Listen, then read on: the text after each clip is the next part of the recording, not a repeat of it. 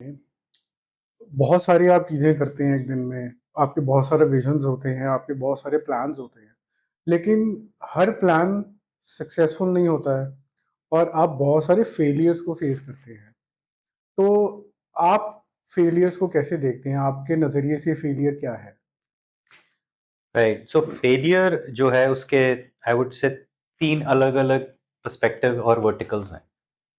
सो पहला है फेलियर, फिर है आप किसी चीज में फेल हो गए, यू फेल्ड इन समथिंग, और तीसरा एक पर्सपेक्टिव है which is fear of failure. तो ये तीनों अलग अलग डायमेंशंस हैं।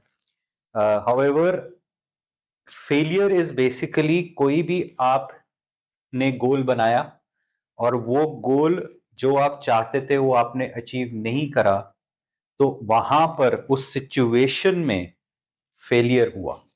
हुँ, नाउ जनरली लोग क्या करते हैं कि वो अपने आप को रिलेट करना शुरू कर देते हैं दैट दे आर फेलियर्स।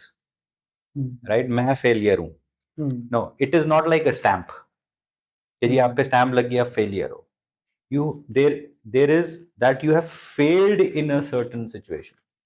अगर उसको हम और डीपन करें तो you have failed in particular thing. You know what is that? Hmm, action. You failed in taking a action. Now, अगर आपने कोई एक्शन लिया ही नहीं, हाउ डू यू एक्सपेक्ट कि आपको वो रिजल्ट मिलेगा? Hmm, right, it doesn't make you a failure. Hmm, it doesn't mean that you have also failed in that. Hmm, जब आपने एक्शन ही नहीं लिया तो प्रॉबेबली जो चीज आपको मैटर करती है, आपने हो सकता है उस एरिया में एक्शन लिया हो, और शायद जहां पर आपने एक्शन नहीं लिया वो शायद आपको उस टाइम पे वो मैटर ही नहीं करता। तो इन अ वे यू नेवर फेल्ड। हुँ। तो ये पॉइंट आपने बहुत अच्छा उठाया कि जहाँ पे आपने एक्शन ही नहीं लिया, तो आप अपने आप को एक फेलियर कंसिडर करना स्टार्ट कर। तो as an action coach a, because failure again ये सोचा जाता है, देखा जाता है कि ये part and parcel of life है या part and parcel of business है। तो लेकिन फिर भी एक बहुत बड़ा पॉइंट है बिकॉज़ जो फेलियर है, वो कई बार आपको स्ट्रेसफुल भी कर देता है। तो एज़ एन एक्शन कोच आप क्या सॉल्यूशन देते हैं इसका?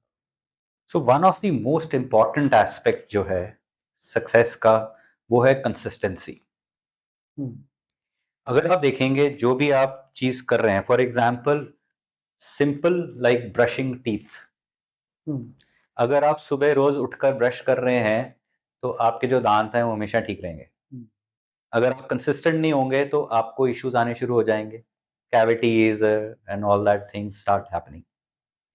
तो उसी तरह बिजनेस में या आपके काम में कंसिस्टेंसी इज द की। और अगर आप देखेंगे कंसिस्टेंसी आप जहां पे भी रख रहे हो, आपका ट्रस्ट और आपकी क्रेडिबिलिटी बिल्ड होती है। हुँ, आपको आपका कस्टमर वहां से देखता है कि ये इंसान क्रेडिबल है और इस पे ट्रस्ट किया जा सकता है, हुँ, क्योंकि जब इसने बोला कि ये कर रहा है वो कर रहा है। उसमें कोई इफ बट नहीं है, कोई रीजनिंग नहीं है कि क्यों नहीं मैंने करा। Hmm, consistency is the key and it will always lead to success. Okay. तो आप कह रहे हैं कि कंसिस्टेंट होके अगर वो काम करता है, तो वो फेलियर वाला जो एक स्टेज है, उसको वो ओवरकम करता मैं ये नहीं कह रहा कि वो फेल नहीं हो सकता है कि वो कहीं ना कहीं जो आउटकम चाह रहा था वो शायद ना मिले। है। Right, because that is a part of some future and other circumstances also depend on it. However, आपका जो काम है वो एक्शन लेना है कंसिस्टेंटली, दैट इज ऑल। हुँ, और कहीं पर भी आप स्किप कर जाते हो, कहीं कोई चीज मिस कर जाते हो सकता है आपको फेलियर वहां पे एक्सपीरियंस करना पड़े। But that is again part and parcel of any work, any action.